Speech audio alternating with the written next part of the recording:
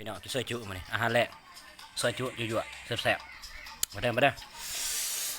คักแซ่บๆมาซอยจุ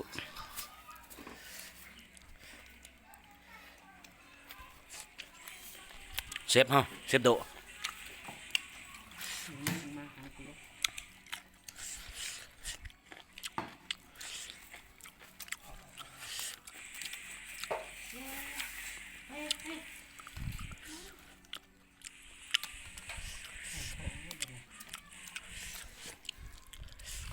เอาจะครับมึงซอยจุคำใหญ่ๆทุกบาทเนี่ยเต็มปากเต็มคำเชฟโดเอ้ยซอยจุแซ่บใ